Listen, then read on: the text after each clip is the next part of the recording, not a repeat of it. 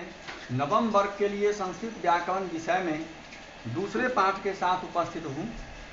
जैसा कि आपको पता है कि संधि पाठ हम लगातार देख रहे हैं, संधि पाठ का हम लगातार अध्ययन कर रहे हैं।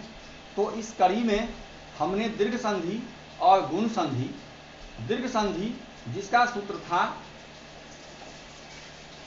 अकः सवर्णे दीर्घः, और गुण संधि जिसका सूत्र था आद गुणः या एओ और गुण जानिए, इसका हमने अध्ययन कर लिया।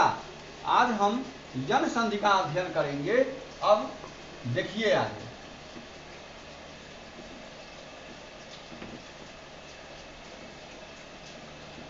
यन संधि। अब सवाल है कि हम सबसे पहले देखें कि आखिर यन संधि हम कहते किसको। तो अब देखिए, यन कहते हैं कि य, व, र और ल,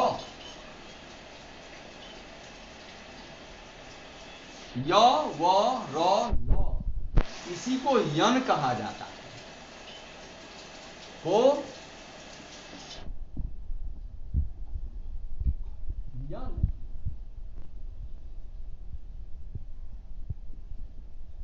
कहा जाता है। मतलब यह है कि इस संधि में य, व, र और ल विकार के रूप में उत्पन्न होंगे। अब एक बात और देखना है कि आखिर ये य, व, र और ल आखिर बनता किससे, तो देखना है हमको। तो इसके लिए हिंदी में सूत्र आया है ई, उ, री, लिरी को करे, ई, उ, री, लिरी को करे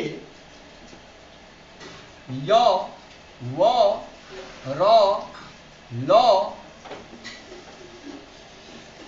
यन हेतु।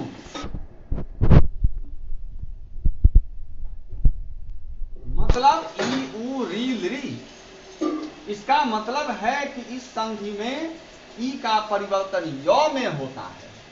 देख लीजिए, ई का परिवर्तन य में होता है, उ का परिवर्तन व में होता है, री का परिवर्तन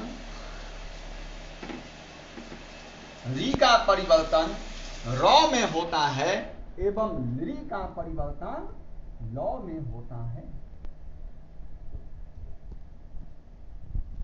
तो इस प्रकार इसका मतलब आप समझ गए होंगे कि जिस संधि में ई का परिवर्तन य में, उ का परिवर्तन व में, री का परिवर्तन र में और लिरी का परिवर्तन ल में होता हो, उसी को हम यन संधि कहते हैं। और अब इसका सूत्र देखते हैं संस्कृत में। संस्कृत में सूत्र होता है इसका इको यनचि।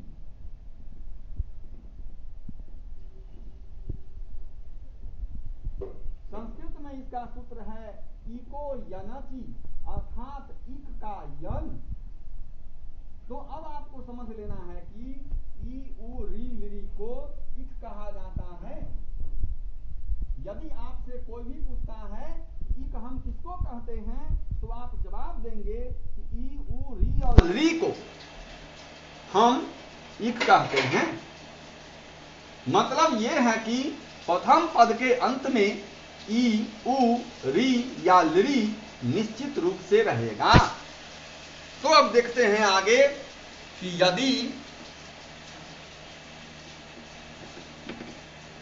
प्रथम पद के अंत में ई,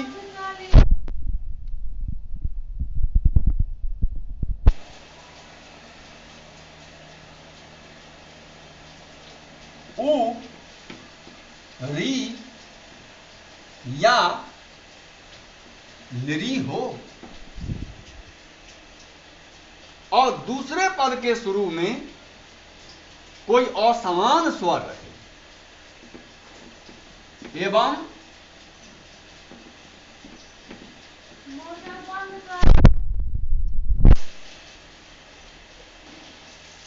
पद के शुरू में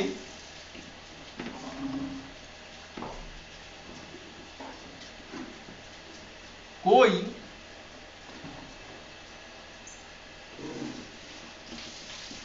असमान स्वर हो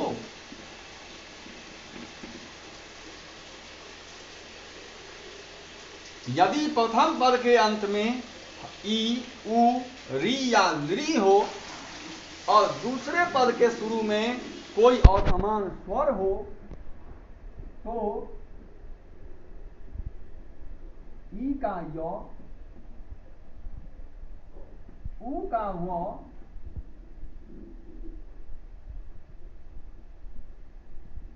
री का र एवं लृ का ल होता है। तो इतना तो इसकी व्याख्या है, लेकिन मूल रूप से आपको समझना है कि प्रथम पद के अंत में ई, उ, री, लृ में से कोई भी रहेगा तो दूसरे पद के शुरू में जो स्वर रहेगा उसी स्वर की मात्रा को इस ई के ऊपर आप लगा देंगे। आगे देखते हैं। पहले अब हम देखेंगे कि प्रथम पद के अंत में यदि प्रथम पद के अंत में ई हो और दूसरे पद के शुरू में आ हो तो आपको सीधा समझ लेना है कि ई का परिवर्तन य हलंत में हुआ और अब उसमें आप आ जोड़िए तो अब ये क्या हो जाएगा, अब ये या हो जाएगा। उदाहरण लेते हैं, इति जोड़ आदि, तो ये बन जाता है इत्यादि। यही ई और आ मिलकर या बन गया, मतलब इति जोड़ आदि इत्यादि। जैसा कि आपको पहले बता दिया गया है कि मात्र असमान स्वर रखना है, मतलब ई के साथ दूसरे पद के शुरू में ई नहीं होना चाहिए। आप कह सकते हैं कि यदि ई के साथ ई आ गया तब क्या होगा, तो यदि ई के साथ ई आ गया तो वहां यन संधि के बदले दीर्घ संधि हो जाएगी। इसी कारण से कहा गया है कि समान स्वर नहीं और समान स्वर रहना चाहिए। अब दूसरा है कि अगर ई के साथ उ रहे तो यू बन जाएगा। कैसे बना सो भी आप समझ लीजिए। ई का परिवर्तन हो गया य हलंत में और उसमें अब हम हर्ष उ जोड़े तो यू बन गया। उदाहरण लेते हैं, पति जोड़ उपवेशनम, पति जोड़ उपवेशनम, तो ये बनता है पत्युपवेशनम। इसी प्रकार ई के साथ अगर ए लगता है तो ये बन जाएगा। ई के साथ अगर ओ लगता है तो यो बन जाएगा। इस प्रकार हमने इसके केवल एक हिस्से को आज देखा है, जिसके अंतर्गत हमने देखा कि प्रथम पद के अंत में ई हो और दूसरे पद के शुरू में कोई भी स्वर रहे तो ई का य बनता है और दूसरे पद के शुरू में जो स्वर है उस स्वर की मात्रा को उस य पर लगा देते हैं। जैसे यहाँ ई का य हुआ और ऊ का हर्ष ऊकार बन करके यहाँ यू में लग गया और बन गया यू। आज हम इतना ही रखते हैं। That's all.